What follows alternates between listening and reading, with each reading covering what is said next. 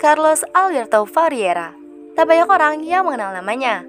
Memang pelatih asal Brasil ini tak menangani klub-klub besar Eropa layaknya Jose Mourinho, Pep Guardiola, Arsene Wenger ataupun Sir Alex Ferguson. Namun, namanya tetap akan dikenal di level Piala Dunia sebagai orang pertama yang mentas di 6 edisi Piala Dunia sebagai seorang pelatih. Lebih hebatnya, ia melakukannya dengan 5 negara berbeda. Sama halnya dengan Jose Mourinho yang dianggap sebagai contoh terbaik dari pelatih yang bukan berasal dari pemain profesional yang sukses, Carlos Alberto juga bukan pesepak bola profesional.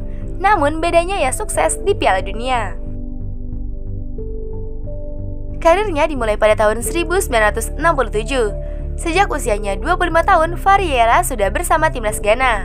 Namun, satu hal yang membuat namanya meroket adalah capaiannya meloloskan Kuwait ke Piala Dunia 1982 di Spanyol. Ketika itu, tentu sulit untuk membayangkan negara seperti Kuwait akan lolos ke Piala Dunia.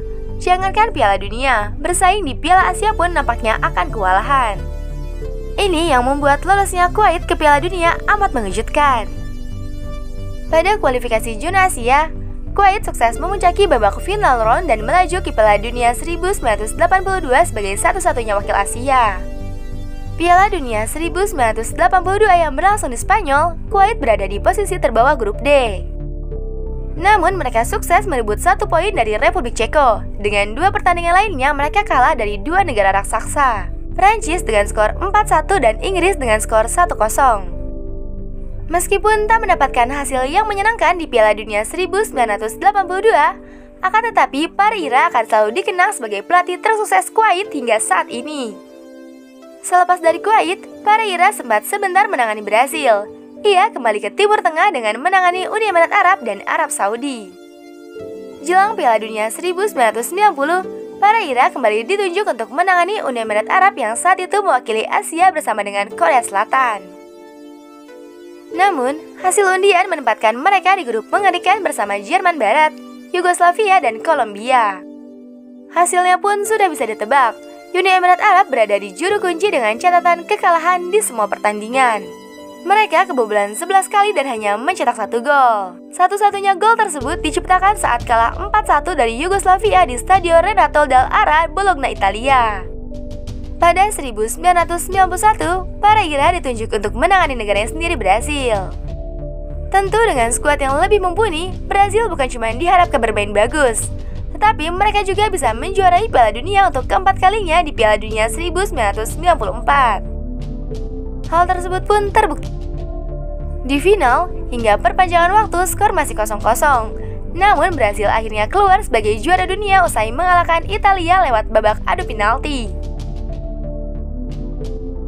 Ini menjadi pencapaian terbaik Carlos Vieira dengan membawa negaranya menjadi juara. Setelah gelar juara tersebut, Vieira sempat mundur dari jabatan pelatih Brasil. 4 musim selanjutnya, ia memilih melatih klub yakni Valencia, Fenerbahce, Sao Paulo, dan Metrostar.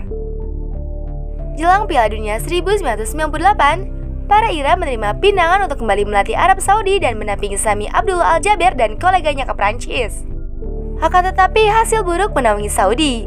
Di 2 pertandingan pertama mereka kalah 0-2 dari Denmark dan 0-4 dari tuan rumah Prancis.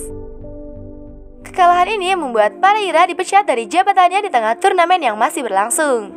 Saudi Arabia harus mengakhiri kampanye Piala Dunia dengan hasil imbang 2-2 dari Afrika Selatan dan harus puas berada di posisi buncit pada grup C. Setelah turnamen yang berakhir dengan buruk tersebut, Vieira pulang ke Brasil. Ia melatih Fluminense, Atlético Mineiro, Santos Internacional, dan Corinthians. Pada 2003, Federasi Sepak Bola Brasil menunjuk kembali Carlos Alberto Vieira sebagai pelatih timnas Brasil untuk persiapan ke Piala Dunia 2006. Di bawah arahannya, timnas Brasil sempat menjuarai Copa America 2004. Ketika itu, ia punya skuad mumpuni dari kiper sampai penyerang dari Julio Cesar hingga Adriano. Di babak kualifikasi Piala Dunia 2006, Brasil menjadi juara babak kualifikasi zona Amerika Selatan. Di era ini, skuad Brasil jauh lebih menakutkan. Bayangkan saja ada Dida, Cafu, Emerson, Roberto Carlos, Adriano, Kaká, Ronaldo, Ronaldinho, serta pemain muda yang membela Real Madrid, Robinho. Brasil berada di peringkat teratas grup F dengan mengalahkan Australia, Kroasia, dan Jepang. Di babak 16 besar pun, Brazil dengan mudah mengandaskan wakil Afrika Ghana. Sialnya, Brazil harus bertemu dengan salah satu tim kuat antara Spanyol dan Prancis di babak perempat final. Dalam laga yang digelar di Frankfurt tersebut, Brazil harus berhadapan dengan Prancis dan harus kalah dengan 1 gol dari Henry pada menit ke-57. Setelah kekalahan di perempat final tersebut, Vieira mendapat kritik tajam dari media dan publik sepak bola Brasil. Ia dianggap memainkan sepak bola usang dengan pemain yang tidak sesuai dengan gaya mainnya.